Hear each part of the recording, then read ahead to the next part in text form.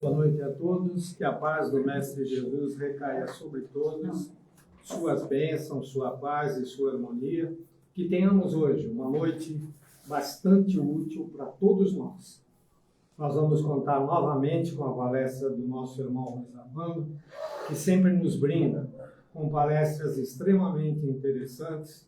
Aproveitemos bem aquilo que vamos receber hoje, para que depois possamos entrar para os trabalhos da nossa noite e para a cromoterapia. Uma boa noite a todos, fiquem com o exame.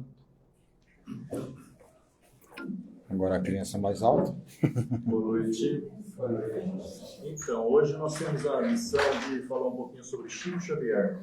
Semana passada, dia 2, celebrar-se-ia o renascimento dele aqui na Terra, em 1910, dia 2 de abril. Ele desencarna, como todo mundo talvez lembre vagamente, no dia 30 de julho de 2002, né? Como não Um esquecer. dia que ele pediu para que fosse o dia onde o Brasil estivesse muito feliz. E realmente foi um dia muito feliz, porque o Brasil, lá na Alemanha, se sagrou pentacampeão de futebol, né? Ele morreu à tarde daquele dia, foram acho que 3 ou 4 dias para conseguir desfrutar os desesperados dele, né, para poder enterrar. E ele já devia ter ido embora há muito tempo, porque sabemos que a desencarnação é diferencial para cada um, né? Cada um vai à sua forma. Ele já foi com 92 anos, né? Já também já estava na validade, né? O outro ainda os pedaços, já chegava a carregar no centro. Então, Chico Xavier renasceu lá em 1910, no dia 2 de outubro, num programa da Hebe Camargo, na TV Record. Ninguém que tinha nascido, eu acho, só eu e aqui, né? Esse é o projeto. Ele contou que, na realidade, a primeira experiência mediúnica que ele teve, mas ele nem sabia o que era isso, se deu aos 4 anos de idade. Família numerosa, seu João e Dona Maria João de Deus, indo numa missa, muito católicos, numa cidade chamada Santa Luzia, ali nas imediações de Pedro Leopoldo. Não tinha nem igreja em Pedro Leopoldo, vocês terem ideia de como faz tempo isso, né? Então, a realidade, retornando, estava garoando, região montanhosa, frio, né? E, de repente, a mãe colocou toda a molecada para dormir, tipo, exceção do Chico. A gente sabe até hoje, né, pelas informações que vieram na continuidade do tempo, que a ligação profunda que Dona Maria tinha com o Chiquinho se devia ao fato deles terem estado juntos lá no livro há 2000 anos. Quem leu o livro deve se lembrar que quando o Publio Lentulus, o senador Melo, e a esposa foram lá para Cafarnaum para pegar o clima, para ver se a filha Flávia, que não era outro senão Chico, melhorava da doença que tinha, porque naquela época também a medicina estava nascendo, né? Então, na realidade, o que aconteceu foi que ele comprou 2 escravas, uma das quais uma tal de Ana.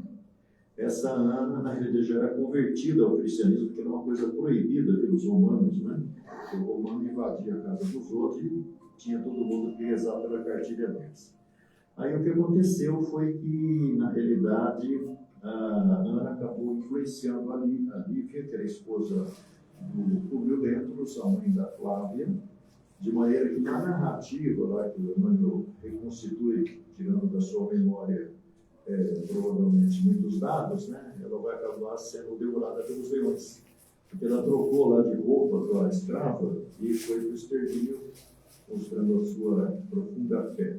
De maneira que, quando no capítulo 5 do livro, que ele vai ler mesmo, né, vai acontecer o seguinte: o Publio Lentulus, na realidade, um dia chega no quarto da Flávia, que está definhando, apesar do clima quente, e surpreende a mulher, a Lívia, conversando com a escrava Ana. E a Lívia estava realmente muito empolgada com as histórias que a Ana estava contando de quem? De Jesus. E aí a menininha estava lá também atenta no papo, né? E aí o Publio Lentulus já chegou chegando, deu uma raspança, pôs a escrava para fora do quarto e deu uma raspança na mulher, como ela dava tanta intimidade assim para aquela escrava. E aí a Lívia deve ter se ressentido, sair do ambiente e sobra o Publio e a Flávia. Aí ele fala assim que ele se sentia muito deprimido com o fato da menina estar morrendo, né? E pergunta para ela o que ela queria para ver se levantava um pouquinho o ânimo dela. Podia trazê-los os brinquedos mais recentes de Roma, se ela quisesse, né? Há um monte de possibilidades, e ela só ouvindo, e ele por fim pergunta: o que você quer? E ela falou assim: quero Jesus. O senador romano descer do seu pedestal para encontrar aquele mulambro que era o tal de Jesus, que era um malfeitor, na opinião dos romanos, não estava proclamado, mas ele não podia se negar a fazer o pedido da filha. E aí ele troca de roupa para uma roupa mais surradinha, para passar para uma pessoa do povo, e vai na direção do ponto que ele sabia que Jesus passava todo dia. É fim de tarde, ele já estava desde alguns dias meio que mergulhado em algumas reminiscências, porque ele tinha tido alguns sonhos onde ele via justamente um ancestral dele, Públio Lentulus Sura, que foi um político importante na geração anterior, e ele era o Públio Lentulus Cornélius. E aí o que aconteceu foi que, na realidade, o nosso amigo, ele estava lá mergulhado nessas reflexões, né? Meio conflitado. E aí o que vai acontecer é que, na realidade, ele chega no ponto, sol caindo lá no lago de Genezaré, fim de tarde, ele se encosta lá numa espécie de uma pedra e fica aguardando Jesus aparecer para pedir para ele se podia fazer alguma coisa pela garotinha. E aí, de repente, um burburinho, vem uma multidãozinha acompanhando quem? Jesus. Só que Jesus, na hora que chega na frente dele, não dá chance dele falar nada, nem precisa, porque Jesus telepaticamente conversa com ele. Primeira pergunta: por que me procuras na calada da noite, Senhor? Quando poderias fazer ao mesmo dia? Não ia jamais fazer, porque ouvia descer assim a língua nele. E aí o diálogo, quer dizer, monólogo, né? Que é só Jesus que fala. E ele só ouvindo, né? E por fim Jesus fala que ele nem falou da filha, mas Jesus fala assim: eu vou curar sua filha. Mas não por você, mas pela sua esposa. E a Lívia era, pelo que a gente vai ver depois, um espírito muito além daquele tempo, né? Então, na realidade, essa historinha que o Chico tem com a Dona Maria João de Deus, que é a Ana, que é a nome dela. Só que essa Ana, ela vai vir outras encarnações, não em contato direto com o Chico, e vai se tornar uma grande escritora. E, na realidade, vai influenciar muitas mentes com as opiniões dela, né? Porque, na época, os escritores, os caras da redação das TVs hoje, têm muito poder de influência sobre as mentes mais famosas. Então, ela foi responsável por muitas quedas morais. Pessoas que realmente compraram as ideias que ela colocava nos seus livros, alguns dos quais vieram com seus filhos nessa vida. Ela teve 9 filhos, entre mulheres e homens, dos quais o quinto é o Chico Xavier. E lá para Hebe Camargo, ele vai contar que quando eles voltaram da igreja, da missa, já era tarde, a boquinha da molecada comeu comida, cada garoa, e na realidade a mamãe dele trocou ele, trocou os outros, pôs os outros para dormir, mas levou um molequinho lá para fazer um café com o marido do João, o seu João. E o seu João desandou a falar mal de uma vizinha que tinha feito um aborto. Estamos falando em 1914, naquela época o aborto era mais complicado do que hoje. E falava, de repente o molequinho que está no chão distraído, brincando com alguma coisa, volta-se para o pai, também uma coisa surreal, né? Porque na minha geração que vem muito depois, falar com o pai assim com tanta facilidade não é fácil, né? Aí ele fala com o pai assim: o senhor deve estar me enganando. Porque o que aconteceu foi um problema de ligação do óvulo, de maneira que a criança assumiu posição expectórica. O velho não tinha bebido café nem nada, mas achou que o molequinho estava meio fora de ordem. E, na realidade, foi Maria, a primeira coisa. Maria, trocaram a nossa criança. Dona Maria, não, foi o chininho mesmo. Eu troquei a roupa dele, que a roupa dele estava molhada. Aí ele volta-se para o moleque e fala assim: de onde você tirou isso aí? Aí o molequinho fala: é um homem que estava aqui que pediu para me falar para o senhor. Acho que ele estava falando muita besteira. Essa foi a primeira experiência contada por Chico aos 4 anos de idade, com a mediunidade, que ele não sabia que existia. No ano seguinte, desencarna em setembro, dia 29 de setembro, a mamãe dele, Dona Maria João de Deus. eu acho que de tuberculose, né? Uma pessoa que tinha uma vida muito sacrificada, eles passavam muitas necessidades, estavam os dois desempregados, o pai e a mãe.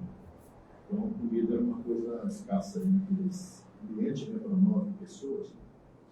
Aí o que acontece é que ele vai ser, exemplo do que acontecia, entregue para uma madrinha, uma ritinha, parece que era uma figurinha, e judiava muito desse moleque, né? Então, na realidade, o que acontece é que o moleque era para o fundo do quintal chorar, porque a mãe dele falou, se dissessem para ele que ela tinha morrido, não acreditasse, ela ia voltar para falar com ele. E aí começam realmente os encontros. Ela vai dizer em algum momento, tais eram os castigos impostos pela dona Ritinha, a exploração sobre o moleque, ela ia dar um jeito de resolver umas coisas. Aí devia ter aparecido um espírito de luz chamado Cidade Batista. E começa assim, se relacionar com o seu João, viúvo, e na realidade impõe a ele uma condição para que ela casasse com ele. Que ele reunisse toda a família da Dona Maria João de Deus de Mal. E assim foi feito, né? Conta a história, né, no livro dos casos de Chico Xavier, que foi uma dificuldade muito grande para trazer o Chico de volta. A Dona Guetinha não queria desgrudar muito.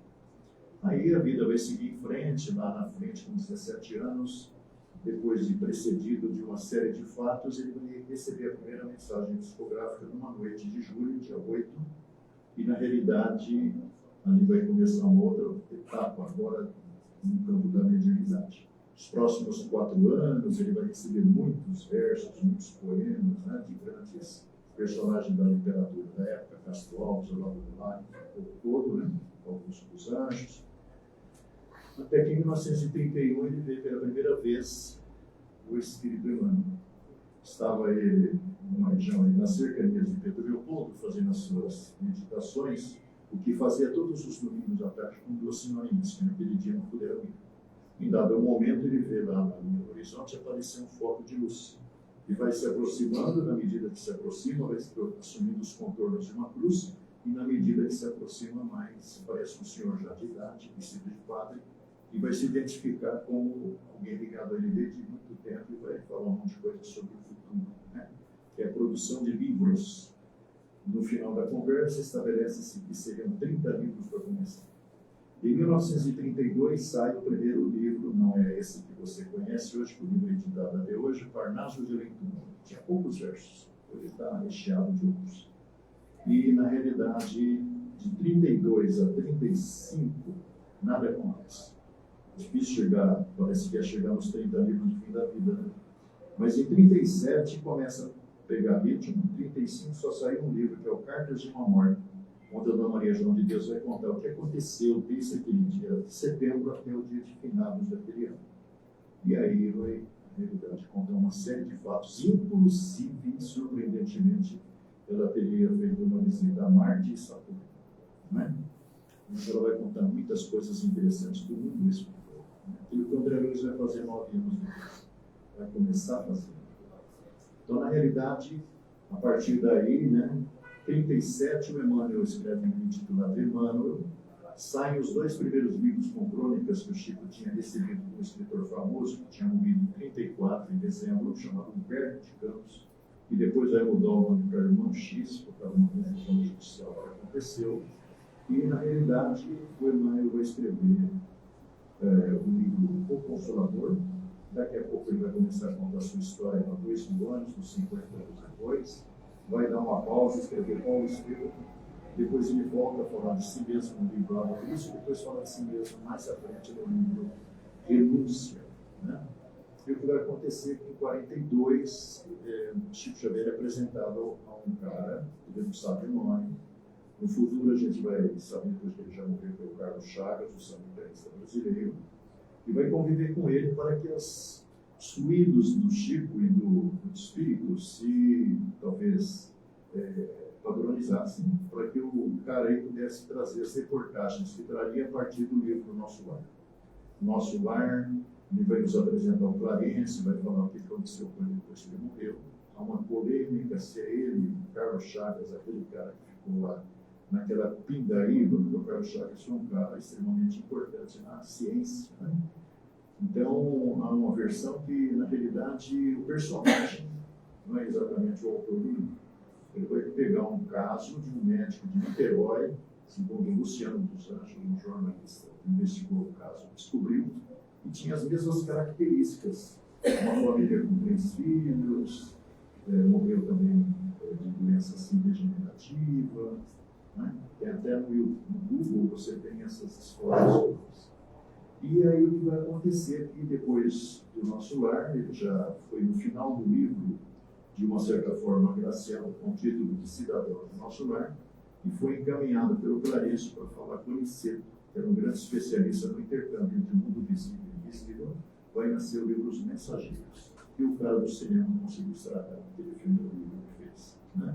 Então, 17 de maio, por sinal, não é ele que fez, mas é o livro Sexo e Destino do André, que é o penúltimo livro, né?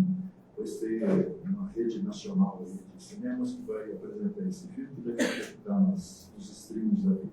Sexo e Destino. É um livro muitíssimo interessante. É o último livro romanceado que o Dr. Valdo Pereira, grande inteligência, e Chico Xavier produziram sobre a influência da André Luiz, contando uma história que começa lá no Rio, né? Envolvendo alguns personagens cujas vidas vão se embaraçando, né? Que na verdade eram pessoas que vinham do passado. Sexo e Destino, vocês poderiam assistir se os caras conseguirem passar na tela, pelo menos assim, se perfeita do livro, vai ser maravilhoso, porque fala de uma problemática muito atual. Mas depois do Mensageiros veio Missionários ao Lixo, onde o André vai nos apresentar o Alexandre, que é aquele cara que é um grande especialista em mediunidade, mas também fala de reencarnação nos capítulos 12 e 13, mostrando que reencarnação não é um acidente biológico, é uma coisa planejada, ou objetiva ou subjetivamente. Depois ele vai nos apresentar o Jerônimo, no livro Obreiros da Vida Eterna, um livro incrível que vai falar que existem equipes socorristas que vêm buscar determinadas pessoas que vão morrer, por causa dos créditos e méritos que essas pessoas adquiriram. No livro são apresentados 4 casos. O primeiro caso é um médium meia-boca chamado Dimas. Existe o caso de um católico, graças a Deus, chamado Cavalcante, que era fanático por São Vicente de Paulo. Tem uma senhora que dirige uma instituição para moças lá no Rio, na época ainda existiam orfanatos. E, na verdade, tem um ateu. São 4 personagens. Mas a gente vai ver como é diferente morrer. Coisa que o Kardec já tinha mostrado lá em 1865, na segunda parte do livro Céu e o Inferno, onde existem 62 depoimentos de pessoas que morreram por acidente, morte natural, morte acidental. Já dissemos por suicídio, homicídio e tudo mais. O que eles sentiram aqueles caras que morreram? Então nós vamos ter a primeira, talvez, ensaio ali, depois dos livros do André Luiz vai descrever muitas outras situações.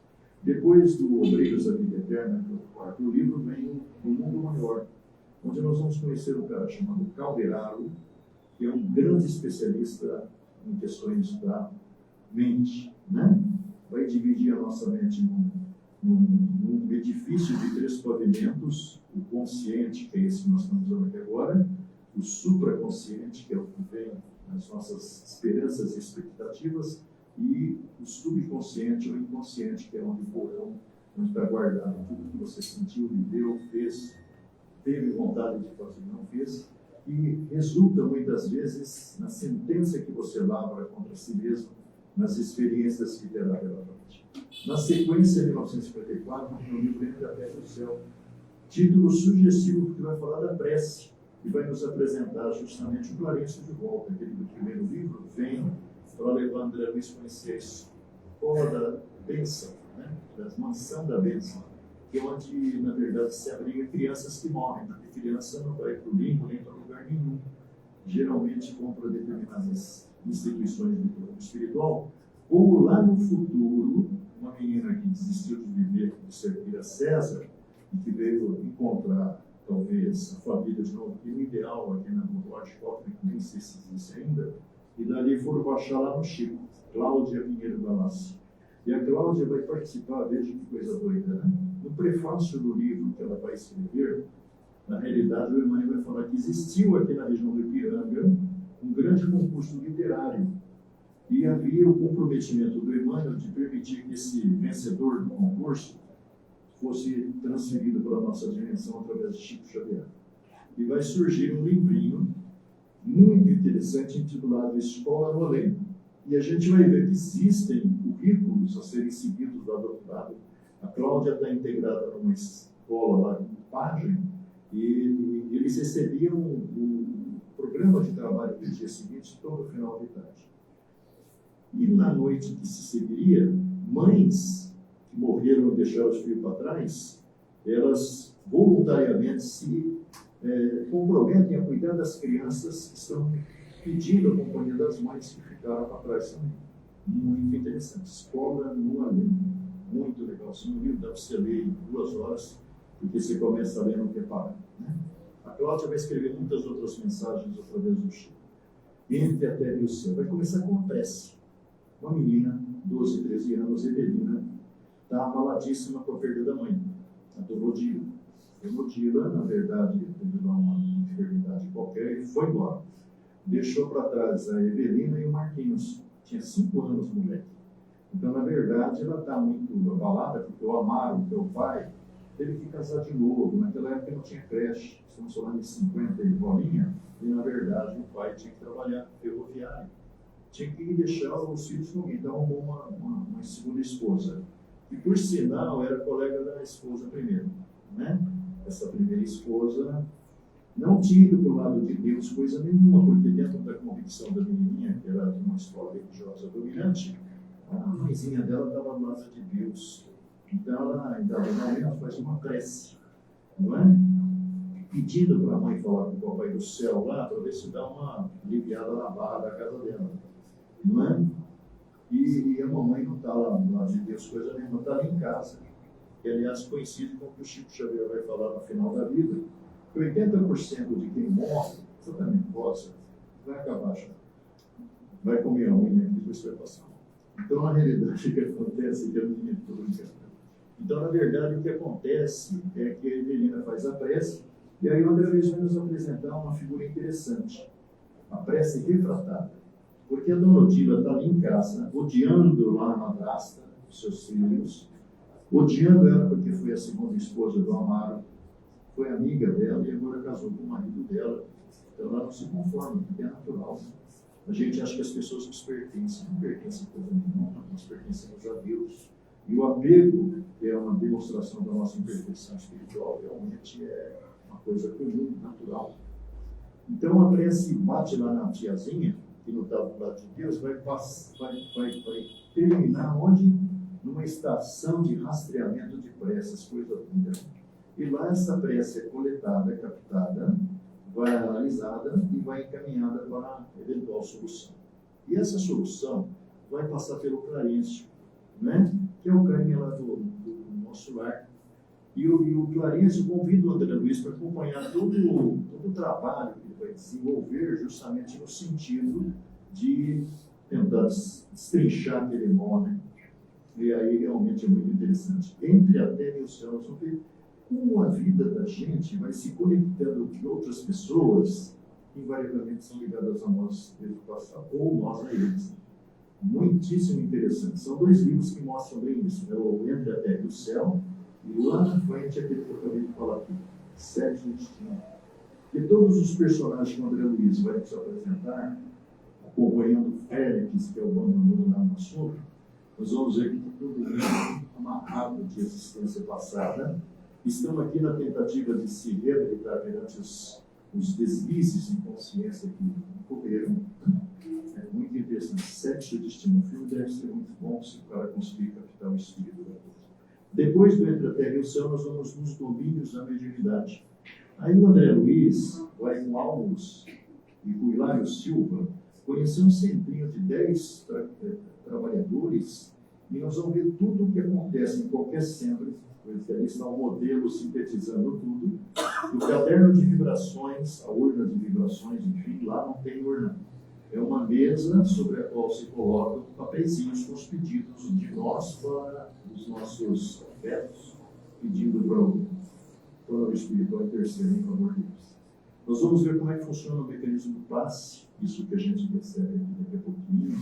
Nós vamos ver como, muitas vezes, o atendimento remoto é desencadeado, deflagrado, o start é justamente no centro pequenininho. Porque a gente pensa que esse centro aqui, por exemplo, exemplo, se restringe a essas paredes, mas existe muito mais do que a gente imagina, invariavelmente com entidades abrigadas, que vão ser assistidas às noites de segunda-feira, quando acontece aqui o trabalho de desobsessão, como o Espiritismo chama, né? É um trabalho de diálogo com os espíritos para tentar ajudá-los a acordar e, quem sabe, sair do pé daquele que ele está fazendo.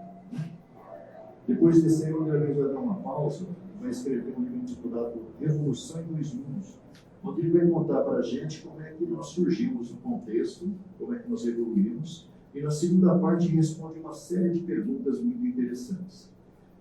Aí ele dá uma outra pausa, né? E aí quem vem é o Emmanuel, que vai escrever o Pensamento e Vida, que é o que nós analisamos aqui no ano passado, nas manhãs de sábado, né? É um livro que o Emmanuel conta uma coisa interessante, era o resumo de aulas que ele dava no plano espiritual para espíritos candidatos à reencarnação, que naturalmente se preparavam para voltar. Aí o André Luiz volta e vai escrever mecanismos da mediunidade. E ele vai fazer uma analogia entre as ondas mentais e as ondas eletromagnéticas, mostrando que, no fundo, o princípio sempre de funcionamento é sempre o mesmo. Aí ele vem com o sexto destino, né, que é esse que falamos há pouco, e por fim, ele vai nos apresentar que a vida continua, que vai começar com o menino do Dom Pedro, no caso da Dona Evelina Serpa e do Trocário Serpa. A moça vai ter um câncer, na realidade vai morrer por conta disso, vai chegando no espiritual, ela não acordou ainda, porque ela pensava que ia para o céu, que era uma pessoa eticamente correta, mas na verdade ela está no hospital igual aqui, só que a interferência é que ela não conseguia contato com o seu marido, com a sua mãe Dona Brígida, nem com o padrasto, porque não deixava para chegar no telefone. E não recebia visitas, ela estava se sentindo assim, convalescendo da cirurgia, porque a repercussão da cirurgia que nós sofremos no nosso corpo, invariavelmente, exige um pouco de trabalho. Como já são 8h31, né? Nós vamos ler aqui um recadinho do Emmanuel, descanso, que traz para nós alguma informação. Tempo de provação, recorda sombra espessa, entretanto não temas, pensa em Deus e confia. Trovões ameaçadores podem fugir à noite, forças da tempestade aplicarão nos céus, mas Deus vela e te guarda. Descansa na oração. O fim de cada noite é sempre o amanhecer. E Jesus nos abençoe. Agora eu vou fazer a prece de encerramento, né? O Rony. Eu não, nós somos o grupo. Valeu. Olha, mas tem que abaixar de novo. O machinho não é um problema. Olha, falar de coisa do Isamando é complicado, tá? Mas a minha fala é bem simples. Nós vamos partir para as nossas vibrações, vamos pensar firme e colocar um pouco do nosso coração, do nosso amor, nas vibrações que serão feitas. Vibremos agora pela paz mundial, que ela exista realmente e que esse mundo possa estar cada vez melhor. Vibremos pelo nosso Brasil, que a gente tenha paz, que tenha harmonia entre os poderes e que o povo seja visto como o principal dentro de tudo isso. Vibremos pelos velhos, por aqueles que se encontram em hospitais, pelas crianças. Vibremos por todos esses, principalmente pelos nossos familiares, nossos amigos e também pelos nossos inimigos. Vibremos por eles, para que eles possam ter muita força, para que eles possam refletir sobre todos os problemas que causaram ou que causam e que possam ser extremamente felizes na sua caminhada. Vibremos também pelos nossos familiares e por nós, por último. A casa sempre tem alguns avisos. Eu vou ser bastante breve nos avisos que a casa tem. A casa tem cursos inicial para aprendizado do Evangelho e um curso mais avançado. As informações relativas aos cursos podem sempre ser obtidas com a Margarida. Ela está aqui conosco, conhece perfeitamente os detalhes e pode ajudá-los no conhecimento desses cursos e de todos os trabalhos que a casa oferece. O Claudemir tem as suas entrevistas às quintas-feiras. As entrevistas não são só para o tratamento que é feito uma vez por mês. Essas entrevistas são feitas às vezes que a gente está com um probleminha no coração, uma mágoa grande, precisa conversar com alguém, precisa de uma palavra amiga, precisa de um aconselhamento. O Claudemir está aí para sempre nos ajudar nessa caminhada. Eu sei que a caminhada de cada um é bastante difícil, mas as pedras foram feitas para que a gente as suplante. Então, vamos pensar nisso, vamos ter certeza de que o dia de amanhã será sempre melhor do que o dia de hoje. Nós vamos correr atrás para que isso possa ocorrer sempre. Lembremos-nos também que uma vez por semana nós temos o nosso Evangelho no Lar. Às 8 horas da noite, é só entrar no nosso canal, não é isso? Isso. E Facebook. lá pode ser feito o acompanhamento do nosso Evangelho no Lar. O Evangelho no Lar é extremamente importante para todos nós. A nossa casa fica fluidificada, nós ficamos bem melhores, iniciamos a semana de uma forma mais tranquila, sempre. Um outro detalhezinho muito importante é que nós temos aqui 35 famílias que dependem da cesta básica. Se puderem ajudar, nós temos uma lista ali no quadro, informando quais são os alimentos que são necessários para essas famílias. Ao saírem da sala de cromoterapia, vocês vão ter o nosso bazar. O nosso bazar se renova sempre, a gente ganha muita doação, muita coisa nova, então temos sempre novidades no bazar. Toda a renda desse bazar é destinada única e simplesmente para os cuidados com a casa e para essas famílias. São 35 famílias que, na maioria dos casos, dependem única e simplesmente da cesta que aqui recebem. Eu acho que Tratamento de cura. falta só os nossos livros em cima. Os livros do tratamento de cura. Nós temos uma biblioteca sensacional aqui em cima. É muito interessante ter um tempinho, tirar um tempinho para poder ler. Os nossos livros aqui em cima, a gente tem uma coletânea com mais de 1000 títulos diferentes. Vale a pena pegar, levem para casa, conheçam um pouco. Tem um pouco da visão que ali é colocada. Tratamento de cura do último sábado do mês. Nós temos o nosso tratamento de cura no último sábado do mês. Então, é importante, o tratamento só é acompanhado por aqueles que conversam com o Claudemir. 25 de abril desse mês. Que dia? 25 de abril. 25 de abril é o tratamento desse mês.